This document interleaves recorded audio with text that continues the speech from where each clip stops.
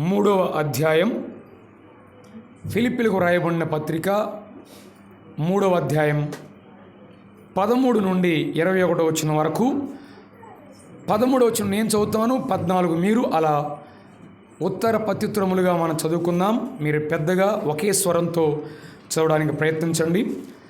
180వ page Philippi పత్రిక 3:13 చదువుతున్నాను. సహోదరులారా, నేను ఇదివరకే పట్టుకొని ఉన్నానని తలంచుకొనను, అయితే ఒకటి చేయుచున్నాను, వెనుక ఉన్నవి మరచి ముందున్న వాటి కొరకై వేగిరపడుచు.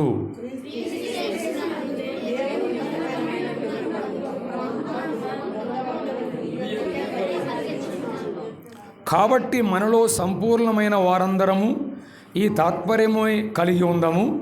అప్పుడు దేని గూర్చైనను మీకు వేరు తాత్పర్యం కలిగి ఉన్నలా అదియు దేవుడు మీకు బయలుపరచును.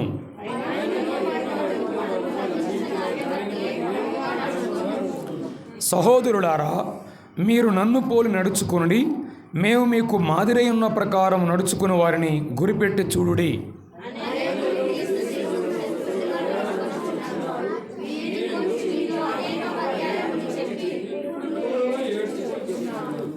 నాశనమే వారి అంతము, వారి కడుపే వారి దేవుడు. వారు తాము సిగ్గుపడవలసిన సంగతుల యందు అతిశయపడుచున్నారు, భూ సంబంధమైన వాటి యందే మనసుంచుచున్నారు.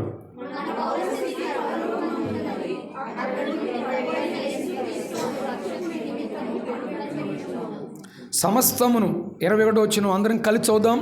సమస్తమును తనకు లోపరచుకొనగలను జారిన శక్తిని బట్టి ఆయన మన దీన శరీరమును తన మహిమగల శరీరమునకు సమరూపము గలదిగా మార్చును. దయచేసి అందరం కూర్చుందాం. చదవబడిన లేఖన భాగం ప్రభువు మన కొరకై దీవించి ఆశీర్వదించునుగాక. ఆమేన్. ప్రభువునందు ప్రియమైన సోదరి సోదరులారా, దేవుని యొక్క మహాకృప చేత మనం 2024వ సంవత్సరం అంతా ప్రభువు మనకిచ్చిన క్షేమాన్ని బట్టి గత రాత్రిలో కూడా పాత క్రొత్త సంవత్సరాల ఆ సమయంలో థ్యాంక్స్ గివింగ్ మీటింగ్లో మనందరం చేరి రావడానికి సాయం చేశారు. ఈ పగటి వేళలో ప్రధానంగా 2025వ సంవత్సరం ప్రారంభ దినం, ప్రారంభ సమయంలో ప్రభువు సన్నిధిలో ఉండుట మనం ఎంతైనా ఆశీర్వాదకరంగా మనం జ్ఞాపం చేయవచ్చు. మన ఆరంభికుడు ఆయనే కొనసాగించేవాడని కూడా ఇదే పత్రికలో మనం చదువుకున్నాం.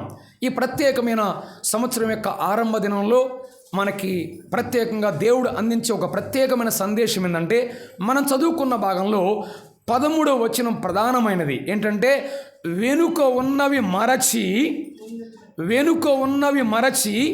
ముందున్న వాటి కొరకై వేగిరపాటు. ఈ 2 మాటలు అందరూ పట్టుకోండి. ఒకటి చెప్పండి ఒకసారి, వెనుక ఉన్నవి మరచి. నేను చెప్పినప్పుడు మీరు చెప్పండి. వెనుకున్నవి మరచి ముందున్న వాటి కొరకై వేగిరపడండి. అపోస్తలుడైన పౌలు ఈ భాగంలో 2 ప్రధానమైన మాటలు మన జ్ఞాపం చేసుకుంటూ వస్తూ ఉన్నాడు. ఏంటంటే, మొట్టమొదటిగా 2 డైరెక్షన్లో ఆయన మాట్లాడుతున్నాడు. ఏంటనంటే 2 డైరెక్షన్లో జ్ఞాపం చేశాడు. ఏందనంటే, అపోస్తలుడైన పౌలు జ్ఞాపం చేసింది తన జీవితంలో ఒక చెరసాలలో ఉండి వ్రాస్తున్నాడు ఈ పత్రిక. అంటే ఒక సంఖ్యలు వేయబడ్డాయి, కాళ్లకు చేతులకు సంఖ్యలు వేయబడ్డాయి. కానీ ఆ పత్రికలో ఆయన చెరసాలలో ఉండి కూడా ఫిలిప్పీలో ఉన్న దేవుని బిడ్డలకు ఏం రాస్తున్నాడంటే, మీరు ఆనందించండి, మరలా చెప్పుదును ఆనందించండి అంటూ ఆయన 3వ అధ్యాయంలో ప్రధానంగా చెప్తున్నాడు, వెనుకున్న వాటిని మరచి ముందున్న వాడి కొరకై మీరు వేగిరపడండి అన్నాడు. ఏంటివి వెనుకున్నవి అన్నారు. అదే అపోస్తలుడైన పౌలు ఈ భాగంలో 3వ అధ్యాయంలో జ్ఞాపం చేస్తున్నాడు. తన జీవితంలో ఏవేవి లాభకరములై ఉన్నవో అవి ఒకసారి క్రీస్తు దగ్గరకు వచ్చిన తర్వాత ఎలా ఎంచాడంటే వాటిని నష్టముగా ఎంచాడు అని రాసి ఉంది. అంటే ఒక విధంగా చెప్పాలంటే తనకు ఇంతవరకు వెనుకున్నవి కొన్ని ఉన్నాయి. దాన్నే 7 బంగారు సంచులు అంటాను నేను. 7 బంగారు సంచులు ఉన్నాయి అంట ఆయనకి. వెనుక ఏంటివయ్యా అని అంటే, నెంబర్ 1 అక్కడే చూస్తాను చూడండి. అదే పత్రిక 3వ అధ్యాయంలో చెప్తాడు. అక్కడ 5వ వచనంలో ఏమంటాడంటే, 8వ దినమున సున్నతి పొంది తిని. ఏంటంటే ఆయనకున్న లాభకరమైనవి ఏంటివి? గత కాలంలో ఏమున్నాయంటే ఆయనకి 8వ దినమున సున్నతి చేయబట్టమంటే, ఈ అపోస్తలుడైన పౌలుకి ఒకప్పుడు దేవుని ఎద్దుకు రాకముందు ఆచారాలు ఉన్నాయి. ఏమున్నాయి? ఆచారాలు అంటే తన ఆచారం అంటే వాస్తవాన్ని చెప్పాలంటే సున్నతి పొందుట అంటే ఇశ్రాయేలులకు గొప్ప ఆధిక్యత, అది నిబంధన చూపిస్తుంది. వారు దేవుని పిల్లలని చెప్పడానికి వారికి ఉన్న మగవారికి మాత్రమే ఏర్పాటు చేయబడిన సున్నతి చేయబట్టు అనగా పుట్టిన 8వ దినమున వారికి సున్నతి చేస్తారు. ఈ రోజుల్లో కూడా చాలామంది రకరకాల ఆచారాలతో వారు ఎంతో అతిశయపడుతున్నట్టు కనబడుతుంది. ఆచారాలు, బాప్తిసం తీసుకుంటే మంచిది, లేకపోతే రొట్టె విరటం, వీడన్నీ ఆచారప్రాయంగా చేస్తున్నారు. కానీ అదిగో అలాగనే అపోస్తలుడైన పౌలు కూడా ఒకప్పుడు ఎలాంటి వాడంటే మంచి ఆచారాలు కలిగిన వాడు. అవన్నీ బంగారంగా చాలా విలువైనవిగా లాభకరంగా ఉన్నాయి. అంత మాత్రమే కాదు, రెండోది ఏంటి చూడండి, ఇశ్రాయేలు వంశీయుడు అన్నాడు. అంటే ఒక మంచి కుటుంబంలో పుట్టినవాడు ఆయన. వారి తల్లిదండ్రులు కూడా దేవుని ఎరిగిన వారే, వారి తల్లిదండ్రులు కూడా ఆత్మీయమైన తల్లిదండ్రులే. కానీ అతనికి నిజమైన రక్షణ లేదు అని చెప్పొచ్చు. ఇంకోటేమన్నాడు అక్కడ చూడండి, 3వది బెన్యామీను గోత్రములో పుట్టాను అన్నాడు. ఏ గోత్రంలో పుట్టాడంట? రాహేలు కుమారుని పేరుపై వచ్చినటువంటి గోత్రం అది. రాహేలు కుమారుడు ఎవరైనా బెన్యామీను గోత్రం. ఆ గోత్రం నుంచి వచ్చిన వాడు ఎవరు? అపోస్తుడైన పౌలు. మీరు చెప్పండి, ఇశ్రాయేలు జాతికి మొట్టమొదటి రాజు ఎవరు? సౌలు. ఆయన ఏ గోత్రం? బెన్యామీను గోత్రికుడు. అయితే అక్కడ బెన్యామీను గోత్రికుడే, ఈయన కూడా బెన్యామీను గోత్రికుడే. ఒక విధంగా చెప్పాలంటే ఆయనకు ఒక మంచి హోదా కూడా ఉంది. అయినా సరే నిజమైన యేసు ప్రభు వారిని అతడు అంగీకరించిన వాడు కాదు. ఇది కూడా లాభమే. కానీ యేసు ప్రభు దగ్గరకు వచ్చినప్పుడు ఎలా ఎంచాడు? అవి నష్టముగా తేల్చబడ్డాయి. నెంబర్ 4, 4 చూడండి, హెబ్రీల సంతానమైన హెబ్రీయుడును అంటున్నాడు. అంటే ఒక విధంగా చెప్పాలంటే యూదీయ మతంలో ఆధిక్యత నొందినటువంటి ఒక ఆ పీఠం మీద కానీ ఆ స్థలంలో కానీ కూర్చునేవారు ఎవరంటే హెబ్రీలు అనేవారు ఎవరంటే చాలా క్రమశిక్షణ కలిగిన వారు. అంటే గొప్ప క్రమశిక్షణ కలిగిన వారుగా మనం చూడొచ్చు అక్కడ. అంటే అది కూడా ఉన్నది. ఈజ్ అ డిసిప్లిన్డ్ మ్యాన్, చాలా క్రమశిక్షణ, నిష్ఠా గరిష్ఠుడు. పౌలు గమలీయేలు పాదాల దగ్గర ఉండి నేర్చుకున్నవాడని రాయబడింది. ఒక విధంగా చెప్పాలంటే హెబ్రీయుల భాష ఎరిగినవాడు, ఆచారాలు బాగా చేసినవాడు. అయినా తనకు నిజమైన ఆనందము, సంతోషము, రక్షణ ఇవ్వలేదు. నెంబర్ 5 చూడండి, 5వది ధర్మశాస్త్ర విషయంలో ఎవరంట? పరిసయ్యుడుని అన్నాడు. అంటే ధర్మశాస్త్ర విషయంలో పరిసయ్యుడు అంటే అర్థం ఏంటంటే ఒక విధంగా చెప్పాలంటే యూదీయ మతంలో ఒక ఎత్తైన పీఠంలో కూర్చునేవాళ్ళు ఎవరంటే పరిసయ్యులు మాత్రమే. అంటే అలాంటి ఒక మంచి నిష్ఠ కలిగినటువంటి వాడు కూడా కనబడుతున్నాడు. అంటే ధర్మశాస్త్రం ఎరిగినవాడు, ఆసక్తిగా ఎన్నో ఆచారాలు, అర్థాలు తెలిపేవాళ్ళు, విశ్రాంతినం అంటే, ఉపవాసనం అంటే, దీర్ఘ ప్రార్థనలు అంటే, దశంభాగాలు ఇవ్వడం అంటే, ఇవన్నీ వారు ముందున్నవారే. అలాంటి దాంట్లో ఒక మంచి నిష్ఠ కలిగిన వాడిగా ఉన్నాడు. అయినా సరే నిజమైనటువంటి ఆత్మరక్షణ అతనికి లేకుండా పోయింది. 6 చూడండి, ఆసక్తి విషయంలో సంఘాన్ని హింసించువాడు అన్నాడు. అంటే ఎలాగంటే నా మతమే గొప్ప అని క్రైస్తవ సోదరుల్ని హింసించిన వాడు సంఘాన్ని ఏం చేశాడంట? పాడు చేశాడంట. అదే వ్యక్తి తర్వాత అంటాడు, ఎవడైనా దేవుని సంఘమును పాడు చేసిన దేవుడు వానిని పాడు చేయను అంటాడు. అంటే ఈ వ్యక్తి తర్వాత నేర్చుకున్నాడు నిజంగా దేవుని సంఘం అంటే ఏంటో. కానీ అంతకుముందైతే మతాసక్తి కలిగిన వాడు, నా మతమే గొప్ప అనేటువంటి వాడు. 7 చూడండి, చివరి మాట ధర్మశాస్త్ర విషయంలో అనింద్యుడు అని రాయబడింది. అంటే అనింద్యుడు అంటే తన స్వనీతి మీద, అంటే తను మంచిగా జీవించడానికి ప్రయత్నం చేస్తున్నాడు. కానీ దేవుని ఎరిగిన వాడు కానే కాదు. ఇవన్నీ సంగతులు ఎందుకు చెప్తున్నానంటే ఈ పౌలు అనే వ్యక్తి ఒకప్పుడు తన వెనుక ఏమున్నాయి? 7 బంగారు సంచులు ఉన్నాయి. అంటే చాలా విలువైనగా ఉన్నాయి తన జీవితంలో. ఏవేంటివి? 1 ఆచారాలు, 2 మంచి కుటుంబం, 3 మంచి హోదా, 4 గొప్ప శిక్షణ, 5 మంచి నిష్టలున్నాయి, 6 మతాసక్తి, 7 స్వనీతి. కానీ ఇవన్నీ కూడా ఇప్పుడు ఎలా ఎంచాడంట ఆయన? ఎలా ఉన్నాయంటాయని అవి నష్టముగా ఎంచాడంట. వాటిని ఇంకో మాట చెప్పాలంటే చాలా చూడకూడదు అనుకునే పదార్థంగా అతడు ఎంచాడని చెప్పాడంటే ఒక విధంగా చెప్పాలంటే యోదయ మతంలో ఆ లోకాన్ని సంపాదించడానికి తన ఆత్మీయమైనటువంటి విషయంలో ఎంతో కోల్పోయినటువంటిది తను తెలుసుకున్నట్టుగా మనం చూడగలం. అంటే ఆత్మీయ అక్కరకు ఇవన్నీ కూడా, రక్షణ పొందడానికి ఇవన్నీ కూడా ఆటంకంగా తేల్చబడ్డాయి. ఒక ఉత్తమ బ్రాహ్మణ కుటుంబంలో పుట్టిన ఆర్ఆర్కే మూర్తి గారు ఆయన అడిగారంట, వారి సోదరులు, వారి బంధువులు, వారి బ్రాహ్మణ్సే అడిగారంట, ఏమయ్యా మన గ్రంథాల్లో ఏదైనా లోపం ఉంటే సరిచేసి మన వాళ్ళకే చెప్పకూడదా? ఏంటి నువ్వు క్రైస్తవ మతాన్ని పుచ్చుకున్నావు అన్నారంట. ఆయన ఒకటే చెప్పాడు, నా గ్రంథంలో లోపం కాదు, నా లోపాన్ని చూపించిందే దైవ గ్రంథం. అందుకే దాన్ని పాటించాను, దాని విశ్వాసం ఉంచాను, ప్రభు అయిన యేసుక్రీస్తుని నేను నమ్ముకున్నాను అన్నాడు. అంటే ఒకదేం చెప్పాలంటే, ఒక భిక్షగాడు ధనాగారం దొరికినప్పుడు తనకున్న మురికి బట్టలు, తనకున్న పేదరికం ఏమైపోద్ది? వెళ్ళిపోయినట్టుగా పౌలు తన దగ్గరున్న 7 బంగారు సంచులుగా విలువైనవిగా ఎంచినటువంటి 7 కూడా క్రీస్తు యేసును సంపాదించుకున్న తర్వాత చూడండి, అక్కడే 3వ అధ్యాయము వచనం 8లో ఏమంటాడు చూడండి. 3:8 లేక 9వ వచనం, క్రీస్తును సంపాదించుకొని. ఎవరిని సంపాదించుకున్నాడంట? క్రీస్తును సంపాదించుకుని. ఒకదేం చెప్పాలంటే, ఇవన్నీ ఉన్నప్పటికీ కూడా, అందుకనే ఒక భక్తుడు ఈ విధంగా అంటాడు, ఒక తెలిసినటువంటి గొప్పవాడు అంటాడు, గజీతగాడంట నీళ్లు లేని బావిలో పడిపోయాడంట. ఎక్కడంట? గజీతగాడు దేంట్లో పడ్డాడమ్మా? అతను బాగా ఈతవచ్చు, ఆ ఈతలో కూడా ఎలాంటి వాడంట? గజీతగాడు. కానీ దాంట్లో ఏం లేవు, నీళ్ళు. అపోస్తలుడైన పౌలు అనేటువంటి వాడు కూడా ఒకప్పుడు దేవుని ఎరక్కముందు తనకు చాలా అధిక్యతలు ఉన్నాయి, అవన్నీ లాభకరములా ఉన్నాయి. కానీ ఒక్కసారిగా ప్రభు దగ్గరకు వచ్చినప్పుడు ఎలా ఎంచబడ్డాయో తెలుసా? తనకు తానుగా ఒకదేం చెప్పాలంటే, ఒక సరికాని కొలబద్దతో కొలుచుకొని తనే గొప్ప అనుకున్నాడు. కానీ ఈరోజు యేసు క్రీస్తును తన జీవితంలో కొలబద్దగా చేసుకున్నప్పుడు అవన్నీ కూడా ఎలా ఎంచాడు? చాలా నష్టముగా ఎంచినట్టుగా ఆ భాగంలో మనం చూడగలం. అంటే ఏమి తేలిపోయినాయన్నమాట అవన్నీ. అయితే అందుకు పౌలు అంటాడు, ఏమంటాడు? వెనుకున్నవి మరచి, ఇప్పుడు చెప్పండి అసలైన విషయం, ముందున్న వాటి కొరకై వేగరపడుడి అన్నాడు. ఈరోజు ఈ ప్రత్యేకమైన మాట మీకు జ్ఞాపం చేయాలని ఇష్టపడుతున్నాను. ఏం చేయాలంట? మనం వెనుకున్నవి మరిచిన తర్వాత ఏం చేయాలంట? ముందున్న వాటి కొరకై వేగిరపడాలి అన్నాడు. ఇది ఎన్నో సంవత్సరం? ఇది 2025వ సంవత్సరం. ఖచ్చితంగా అపోస్తలుడైన పౌలు చూడండి, 14వ వచనం నుండి ఈ అధ్యాయం యొక్క చివరి వరకు కూడా ఏమి జ్ఞాపం చేస్తున్నాడంటే, సుమారుగా మనం చూడాలంటే ఆ భాగంలో ఒకసారి కనిపెట్టి చూడండి. 14వ వచనం నుంచి అపోస్తలుడైన పౌలు ఈ భాగంలో 25 మాటలు జ్ఞాపం చేస్తున్నాడు.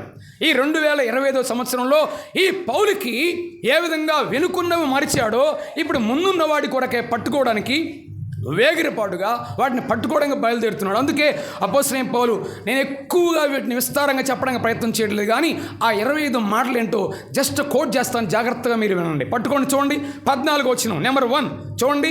25 మాటలు మాత్రమే, జస్ట్ నోట్ చేసుకోండి. 14వ వచనం, క్రీస్తు యేసునందు దేవుని ఉన్నతమైన పిలుపు. మన ముందేముంది చెప్పండి? మన ముందేముంది? ఉన్నతమైన పిలుపు ఉన్నది అన్నాడు. ఈరోజు కూడా ప్రభు అయిన యేసుక్రీస్తు వారు నిన్ను నన్ను పిలుస్తున్నాడు. అది ఏ పిలుపు అంట? దేవుని ఉన్నతమైన పిలుపు. దేవుని ఉన్నతమైన పిలుపు అన్నమాట. రెండోది, నెంబర్ 2, రెండోది ఏం చెప్పండి?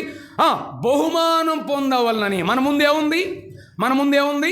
బహుమానం ఉన్నది. బహుమానం అంటే చేసిన వాటికి దేవుని కొరకై ఏం చేస్తామో ప్రేమతో నిజంగా ఒక బహుమానం ఉందంటే ఎలా పనిచేస్తాం మనం?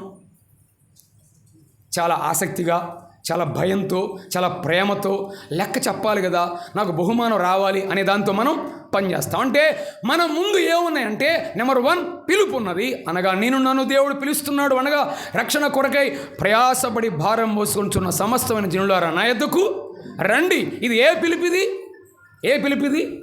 మన బంధువులు పిలిచే పిలుపు కాదు ఇది, తోబుట్లు పిలిచే పిలుపు కాదు ఇది. ఇది సువార్త పిలుపు, రక్షణ పిలుపు. ఇది ఉన్నతమైన పిలుపు. రెండోది ఏంటంట? బహుమానం ఉన్నది అన్నాడు. అంటే మనం ముందున్న వాటి కొరకై వేగిరపడుతున్నాం. ఏంటంటే రెండోది, బహుమానం ఉంది. నీవు రక్షించబడ్డావా? నీకు బహుమానం ఉంది. దేవుని కొరకై ఎక్కడ పని చేస్తే, దేవుని కొరకై నువ్వు ఏ పని చేసినా సరే, యేసుప్రభువు వారు ఏమన్నాడు? గిన్నెడు చన్నీళ్ళు ఇచ్చినా ఫలము పోదు అన్నాడు. అంటే నీకు బహుమానం ఖచ్చితంగా ఉంది. నెంబర్ 3, మూడోది చూడండి, గురి వద్దకే పరిగెత్తున్నాను. ఏంటంట మూడోది? గురి. మన ముందేముంది? చెప్పండి, మన ముందేముంది? గురి అన్నాడు. అంటే టార్గెట్ ఉంది. ఒక టార్గెట్ ఉందనుకుంటే ఎలా పనిచేస్తాం మనం?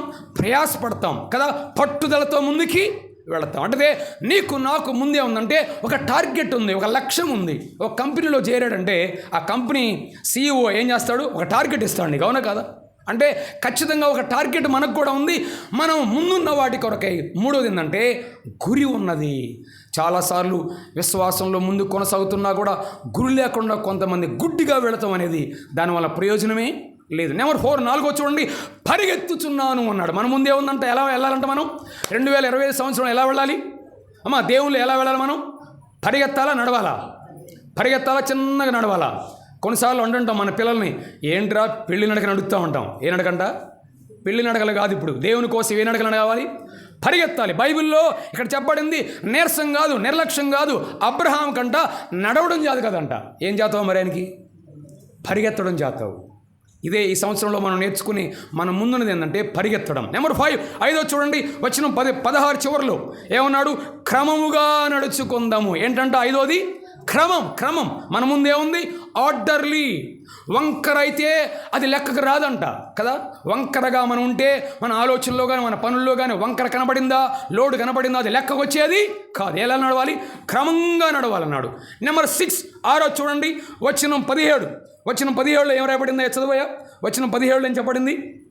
సహోదరులారా, మీరు నన్ను పోలి నడుచుకోండి, మేము మీకు మాదిరి ఉన్న ప్రకారం. అంటే ఆ రోజు మన ముందే ఉంది మాదిరి ఉన్నది. మనకంటే ముందు సేవకులు, నాయకులు, క్రైస్తవ విశ్వాసులు చాలామంది ప్రార్థనలో, విశ్వాసంలో వారు మన ముందు ఎలా ఉన్నారు?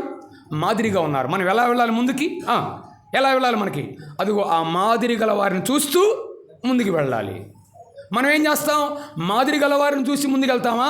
మాదిరి లేనోడు చూసి ముందుకెళ్తామా? చెప్పండి. చాలాసార్లు ఏం చేస్తాం?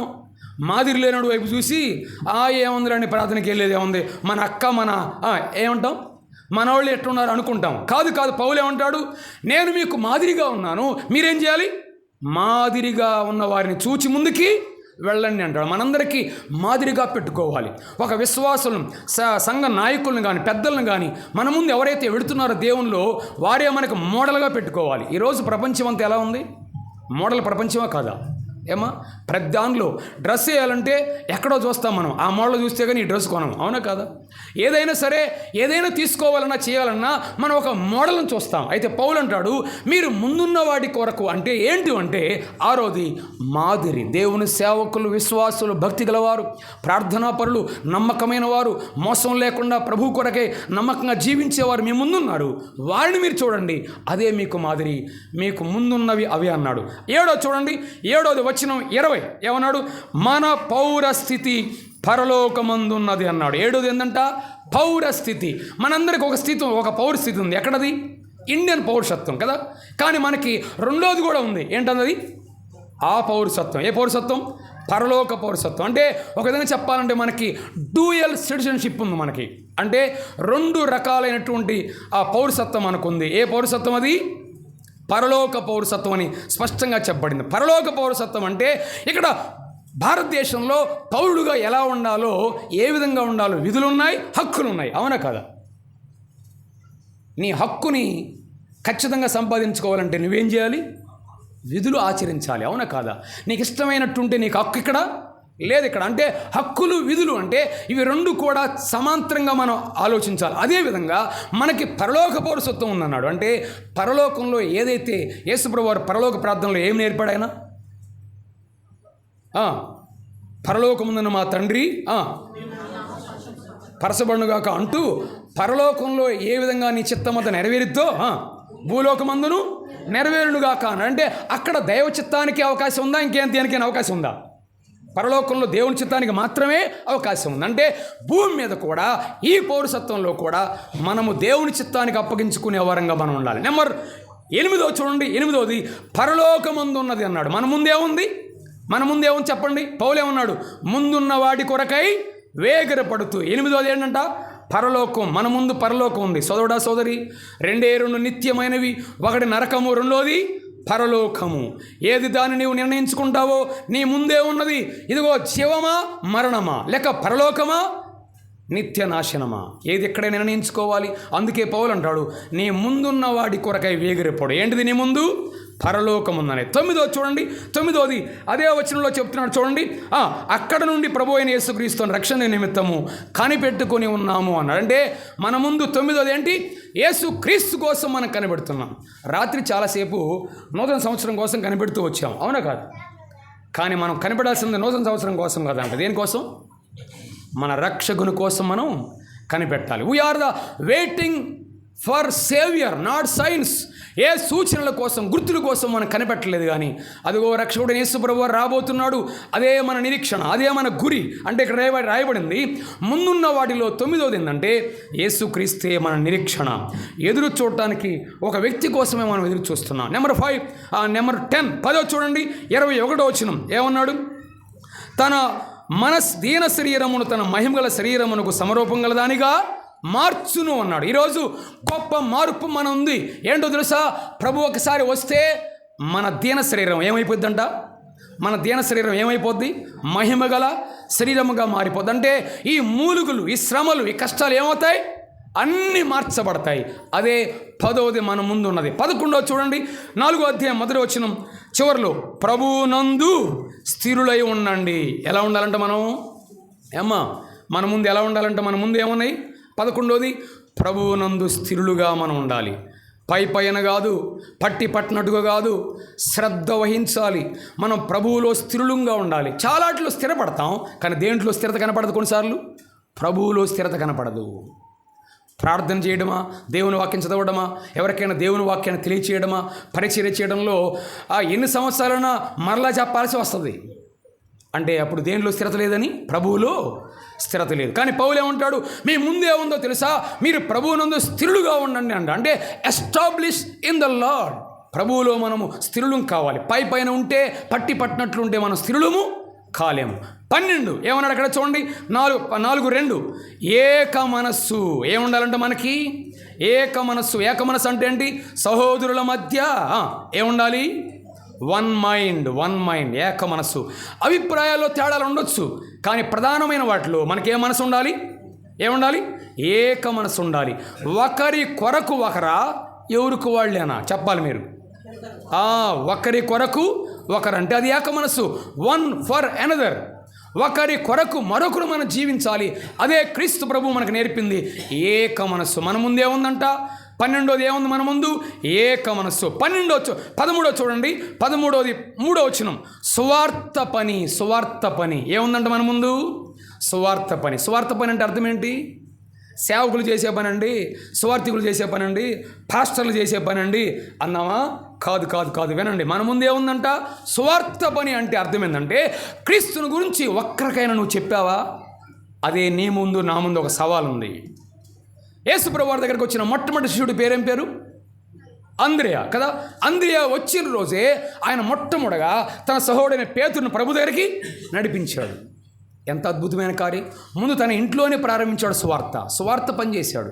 ఆ తర్వాత 5,000 మందికి భోజనం పెట్టినప్పుడు ఒక చిన్న పిల్లవాడిని ప్రభు దగ్గర తీసుకొచ్చిన వాడు ఎవరు? చిన్న పిల్లవాడి దగ్గర 5 రొట్టెలు 2 చిన్న చేపలు ఎక్కడి నుంచి తీసుకొచ్చాడు ఆయన? అంద్రియానే. ఎవరు? అంద్రియానే చిన్న పిల్లవాడిని ప్రభు దగ్గరికి నడిపించాడంటే ఎంత గొప్ప పని చూడండి. అంటే స్వార్థ పని. నువ్వు ఒకవేళ టీచర్గా ఉన్నావా, డాక్టర్గా ఉన్నావా, ఒకవేళ రకరకాల ఇంజనీర్గా ఉన్నావా, లేదా స్కూల్లో పనిచేస్తున్నావా, కంపెనీలో పనిచేస్తున్నావా, ఎక్కడ పనిచేస్తున్నా సరే నీవు స్వార్థ పని అనేది నీ మీద ఉన్నది, నీ ముందు ఉన్నది. అది నీ వెనక కాదు. అది స్వార్థులకే కాదు, పాస్టర్లకే కాదు, నీకు కూడా గొప్ప సవాల్ ఏంటంటే క్రీస్తుని గురించి ఒక్కరోజైనా ఒక్క వ్యక్తికైనా ప్రభుని గురించి పరిచయం చేసావా? అదే నీ ముందు ఉన్నది. వాటిని చేయడానికి మనం ఏం చేయాలంట? వేగిరపడాలా, నిదానించాలా? వేగిరపడాలి. నెంబర్ 14వ వచనం, 14వ మాట చూడండి. 4వ వచనంలో ఆనందించుడి. ఏం చేయాలంట మనం? 2025లో 14వ మాట ఏంటి? ఆనందించండి. అంటే రిజాయిస్ ఇన్ ద లార్డ్. పరిస్థితులను బట్టి, ప్రజలను బట్టి చాలాసార్లు మన ఆనందం ఏమవుతుంటుంది? కొన్నిసార్లు మారుతుంటుంది. కానీ ఇక్కడ పౌలే ఉన్నాడు, ప్రభువునందు ఆనందించండి. దేనిందంట? ప్రభువులో మనం ఉంటే. పౌలు ఎక్కడున్నాడు? ఇక్కడ చెరసాల్లో ఉన్నాడా, ఇంట్లో ఉన్నాడా? చెప్పాలి. చెరసాల్లో ఉన్నాడు. చెరసాల్లో ఉండి ఏం రాస్తున్నాడు ఇక్కడ? మీరు ప్రభువునందు ఆనందించండి. అంటే పరిస్థితులు మనల్ని మార్చొచ్చు, కొన్నిసార్లు ప్రజలు మనల్ని ప్రభావితం చేయొచ్చు, కానీ ప్రభువునందు ఉంటే నీ చుట్టూ ఏ పరిస్థితులు ఉన్నా సరే నీ అంతరంగంలో ఏముంటుంది? నిజమైన ఆనందం, నిజమైన సంతోషం. ప్రభు వైపు చూస్తే నీకెప్పుడు ఆనందమే కనపడుతుంది. అదే 2025 సంవత్సరంలో 14వ మాట ఏంటంటే ఆనందించండి. 15వ మాట చూడండి, అక్కడే 5వ వచనం, మీ సహనమును సకల జనులకు తెలియబడనీయుడు. ఏముండాలంట మనకి? ఏముండాలంటమ్మా? సహనం. చూసారా? ఈ 2025 సంవత్సరంలో 15వ మాట ఏంటంటే సహనం అంటే మన కోపాలు, హడావిడి కాదు, చాలాసార్లు మన కోపం ఎంత పోద్దంట, బీపీ కంటే ఎక్కువ అయిద్దంట. ఏంటి ఈ కోపాలు హడావిడి వల్ల ఎప్పుడు నష్టమే. కానీ ప్రభు ఏమంటున్నాడు ఇక్కడ, మీ సహనమును సకల జనులకు తెలియబడనీయుడి అన్నాడు. అంటే మన సహనం అంటే కనిపెట్టుకోవడం నేర్చుకోవాలి. వెయిటింగ్ ఎట్ ద లార్డ్, ప్రభు దగ్గర ప్రతి విషయంలో కూడా కనిపెట్టేది నేర్చుకున్నప్పుడే.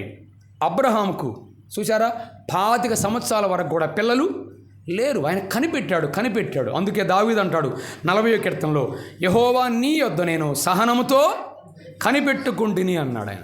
నా మరు నీవు ఆలకించావు అన్నాడు దావీదు. అంటే సహనం ఎప్పుడైతే ఉంటుందో, పేషెన్సీ ఎప్పుడైతే ఉంటుందో, ప్రభు దగ్గర కనిపెట్టడం నేర్చుకుంటామో ఖచ్చితంగా గొప్ప ఆశీర్వాదం ఉంది. ప్రియ సోదర సోదరి స్నేహితులారా వినండి, ఈ 2025 సంవత్సరంలో మన ముందున్నటువంటి వాటిలో 15వది ఏంటంటే సహనం మనకు ఉండాలి. వాటిని మనం పట్టుకుందాం, కనిపెడదాం. అందుకనే దేవుని వాక్యంలో మనం జ్ఞాపం తీసుకుని 16 చూడండి, అక్కడే వచ్చిన 6లో చెప్పాడు ప్రార్థన. ప్రతి విషయాన్ని తెలియజేయాలంటే మనం ఎలా తెలియజేయాలి? ప్రార్థనాపూర్వకంగా దేవుని తెలియజేయాలి. ఎంత ఆనందం! ప్రార్థన చేసినప్పుడల్లా మనం గుర్తుపెట్టుకోవాల్సిన ఒక సత్యం ఏంటి తెలుసా? మనం ప్రార్థన చేస్తున్నామంటే మన దేవుడు ఏం చేస్తున్నాడు? వింటున్నాడా వినడా? వింటున్నాడంటే ఆయన సజీవుడా, అజీవం లేనివాడా? అదే గొప్ప ఆనందం. ఎందుకంటే నేను మొరపెడుతుండగా నా ప్రభు వినేవాడు, సజీవుడు, ఆయన ఈజ్ అ లివింగ్ గాడ్. అదే మనకు గొప్ప సంతోషం. ఇప్పుడు మన సొంత వారే చనిపోయారు, వారి ముందు ఎంత మొరపెట్టినా వింటారా వారు? ఎంత గోల్ చేసినా వాళ్ళు వింటారా? ప్రయోజనం ఉంటుంది అసలు? ఏముండదు. కానీ మన ప్రార్థన సజీవుడైన దేవుని చేస్తున్నాం కాబట్టి మనం ప్రార్థన చేస్తున్నప్పుడల్లా ఆనందించాలి. గొప్ప ఫలితం ఖచ్చితంగా ఉంది. అందుకే ప్రతి విషయాన్ని ఎలా తీసుకురావాలంట? ప్రార్థనా విజ్ఞాపనముల చేత మీ విన్నపాలు దేవునికి తెలియజేయండి అన్నాడు ఆయన. నెంబర్ 17 చూడండి, వచ్చిన 7లో చెప్పాడు దేవుని సమాధానము. ఏందంట 17వది? మన ముందు ఏమున్నదమ్మా? ఏముందయ్యా? దేవుని సమాధానం, ద పీస్ ఆఫ్ గాడ్. చాలాసార్లు దేవునితో సమాధానం పొందాం, కానీ చాలాసార్లు అంతరంగంలో ఏం కనబడదు? దేవుని సమాధానం కనబడదు. అంటే ఏంటి? చాలాసార్లు గలిబిలిగా ఉంటాం. అందుకే దేవుని వాక్యం చెప్పబడింది, యేసు క్రీస్తు వలన మాత్రమే మీ హృదయాలకు మీ తలంపులు కావలి ఉంటుందంటే దేవుని సమాధానం మన హృదయంలో ఉన్నప్పుడు ఎంత సంతృప్తిగా, ఎలాంటి పరిస్థితులు వచ్చినా సరే ధైర్యంగా మనం ఉంటాం, కాన్ఫిడెన్స్తో ముందుకెళ్తాం. ఏంటంటే దేవుని సమాధానం నీకు కలిగి ఉండాలి. గలిబిలికి త్రావివ్వద్దు, రకరకాల వాటికి కన్ఫ్యూషన్ చేసేటువంటి వాటికి తావివద్దు. దేవుని సమాధానం పొందేవారుగా మన హృదయాలకు మనసులకు కావలి దేవుని సమాధానం ధైర్యం ఇస్తుంది. ఎంత గొప్ప సంతోషం అది. 18 చూడండి, వచనం 8 చివర ధ్యానముంచుకొనుడి ఏమన్నాడు?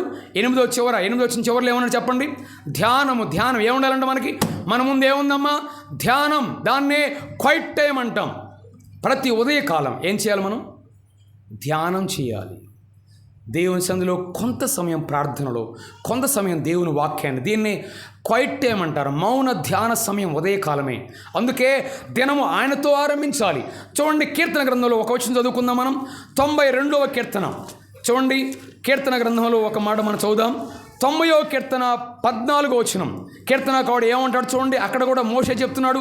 90వ కీర్తన 14వ వచనం, ఉదయమున నీ కృపతో మమ్మును తృప్తిపరచుము, అప్పుడు మేము మా దినములన్నీ ఉత్సహించి సంతోషిస్తాం. చూసారా, మన దినాలన్నీ కూడా ఇదిగో 2025 సంవత్సరంలో ఈ దినము నుండి దినాలన్నీ కూడా మనం సంతోషంగా దేవుని సంతృప్తిగా ప్రభు కోసం ముందుకెళ్ళాలంటే ఎలా ఆరంభించాలంట? ఉదయమున నీ కృపతో మమ్మును తృప్తిపరుస్తున్నామంటే ధ్యాన సమయం అనేది ఉందా? ప్రియ సోదర సోదరి, ప్రతి క్రైస్తవ విశ్వాస జీవితంలో ఏముండాలి? మౌన సమయం, ఉదయకాలం ధ్యాన సమయం ఖచ్చితంగా ఉండాలి. అందుకే పౌలు అంటాడు, ముందున్న వాడి కొరకై వేగిరపడనంటే ఏంటి? మన ముందున్నది 18వది ధ్యానం. అదే మొదటి సమయం దేవుని గురించి కూడా కాకుండా ఆయన వైపు చూసే వరంగా మనం ప్రారంభించే వరంగా ఉంటే ఎంత ఆశీర్వాదం. 19వ చూడండి, వచనం 11వ వచనంలో ఉంది ఏంటంటే నేర్చుకున్నాను. ఏం చేయాలంట మనం? ఏం చేయాలంట 2025 సంవత్సరంలో? 19వది ఏం చేయాలంట? నేర్చుకోవాలి. We have to learn something. ఏమి నేర్చుకోవాలి? పౌలు అంటాడు, కడుపు నిండి ఉండటం నాకు తెలుసు, ఆకలి కొనటం నాకు తెలుసు. ఈ 2025 సంవత్సరంలో కూడా మనం నేర్చుకోవాల్సింది ఏంటంటే కష్టం నేర్చుకోవాలి, సుఖం కూడా నేర్చుకోవాలి. 2 అనుభవాలు మనం నేర్చుకోవాలి. చాలాసార్లు బాగా సంతోషంగా ఉండటమే మనకు తెలుసు, కానీ కష్టాలు చాలాసార్లు తెలియదు. అందుకే పౌలు అంటాడు నేను నేర్చుకున్నాను అంటాడు. అంటే మన ముందున్న వాటిలో 19 ఏంటంటే నేర్చుకోవడం. ఏమి నేర్చుకుంటున్నాం మనం? అన్నీ నేర్చుకోవాలి. ఇప్పుడు సపోజ్ మనకి స్కూల్లో చదువుతుంటే 6 సబ్జెక్ట్స్ ఉంటాయి. 6 సబ్జెక్ట్స్లో అన్నీ మనకి ఇష్టమేనా? అయినా సరే ఏం చేస్తాం? నేర్చుకోమా? ఖచ్చితంగా నేర్చుకోవాలి. అదేవిధంగా కొన్ని ఇష్టంగా ఉండకపోవచ్చు, కానీ వాటిని మనం నేర్చుకోవడానికి ప్రయత్నం చేయాలి. మన జీవితంలో ఎదురే కొన్నిసార్లు అనేకమైన గలిబిలి చేసే పరిస్థితులు మనకు ఎదురవుతాయి, కానీ వాటిలో మనం నిలబడేటువంటిది మనం నేర్చుకునే వారంగా మనం ఉండాలి. 20 చూడండి, అక్కడే వచ్చి చెప్పాడు చూడండి ఒక మాట. ఎక్కడంటే 14వ వచనం చూడండి. 14వ వచనం ఏం చదువుతున్నాం?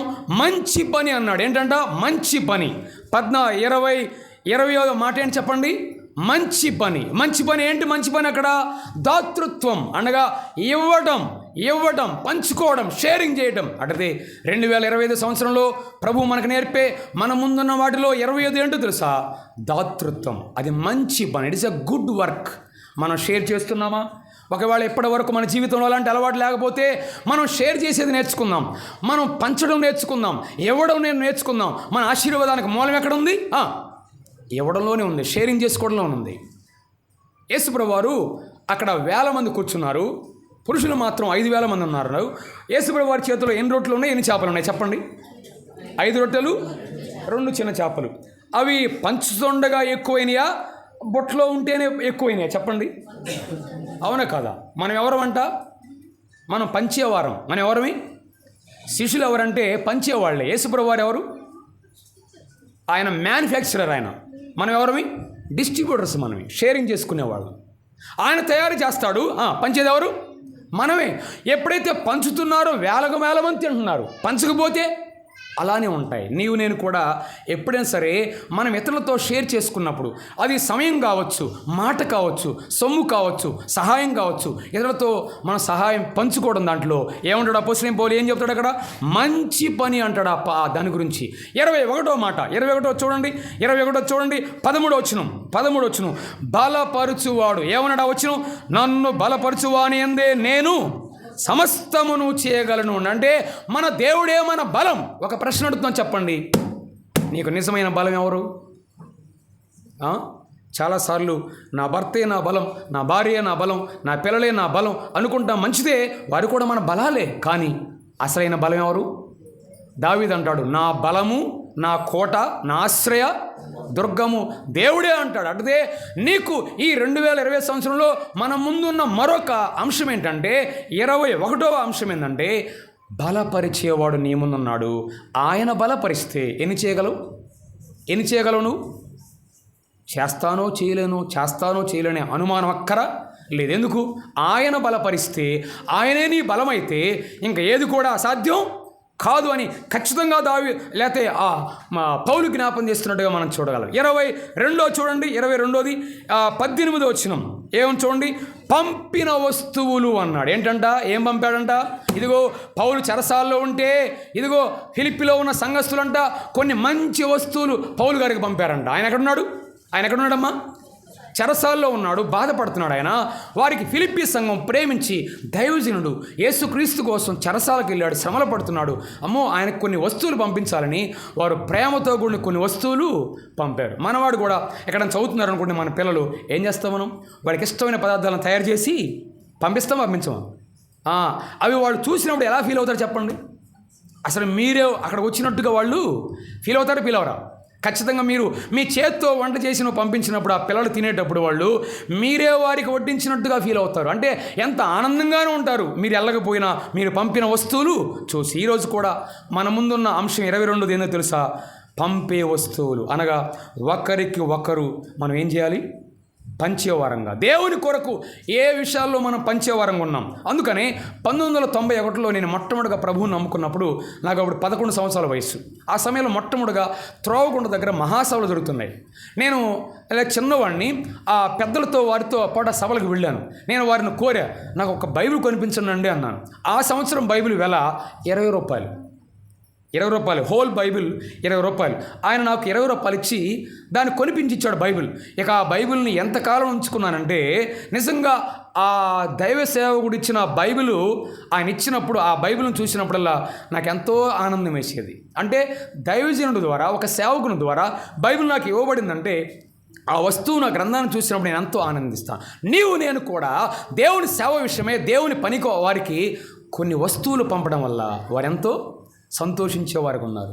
చెప్పాలంటే నార్త్ ఇండియాలో అనేక మంది దేవుని సేవ చేస్తున్నారు. వారికి మనలాంటి ఎలాంటి ఫెసిలిటీస్ ఏమీ లేవు. చాలామంది కష్టాలు పడుతున్నటువంటి పరిస్థితిలో ఉన్నారు.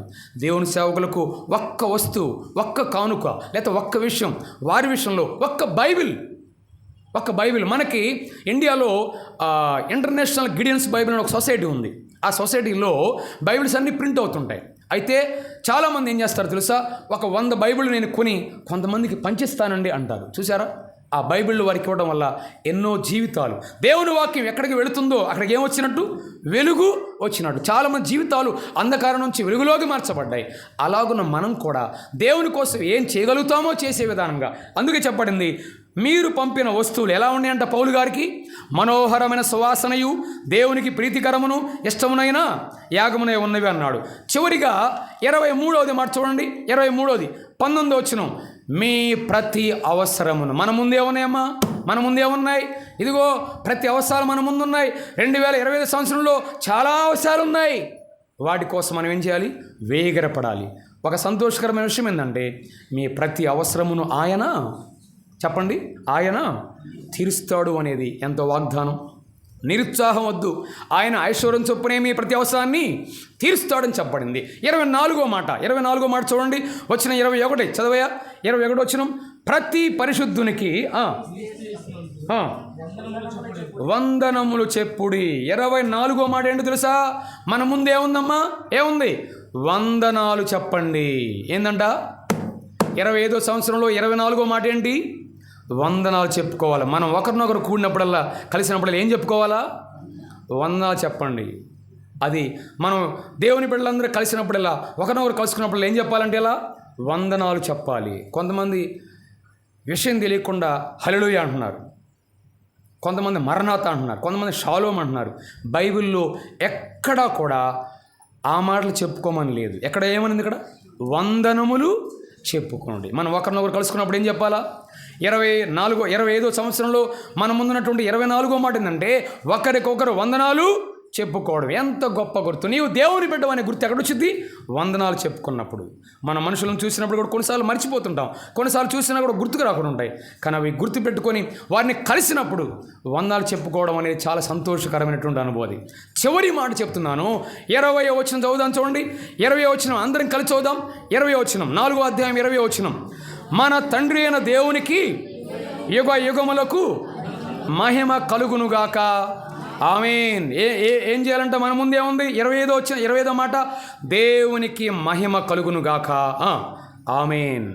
మన జీవితాలు నిజంగా దేవునికి మహిమ తెచ్చేవిగా ఉండడం ఎంత ఆశీర్వాదం. అట్లయితే ఈ ప్రత్యేకమైన దినంలో 2025వ సంవత్సరంలో అపోస్తలుడైన పౌలు అంటాడు, మీరు వెనుకున్నవి మరచి అవి 7 లాభకరమైనవి, వాటిని ఏం చేయమంటాడు, వాటిని మరిచేయండి. అయితే ఏం చేయమంటాడు, ముందున్న వాటి కొరకై వేగిరపడండి. ఇవన్నీ ఒక్కొక్క మాటలో 25 మాటలు మీకు చెప్పాను. ఇవన్నీ ఈ సంవత్సరం అంతా మనకు చాలా ప్రధానమైనటువంటి అంశాలు. మన మనసులో ఉంచుకుందాం. మన ముందున్న వాటి కొరకై మనం వేగిరపడతాం. దేవుడు ఖచ్చితంగా మీ ప్రతి అవసరమును తీర్చేవాడుగా ఉన్నాడు. తన ఐశ్వర్యం చొప్పున ప్రభు తీర్చేవాడుగా ఉన్నట్టుగా మనం చూడగలం. ఈ మాటలు ప్రభువు మన కొరకై దీవించి ఆశీర్వదించునుగాక, ఆమేన్. తల్ల ఉంచుదాం, ప్రార్థన చేద్దాం. కృపగలిగిన మా ప్రియ ప్రభువా, మహాగణుడుగా మా ప్రియ తండ్రి, నీ కొందనాలు.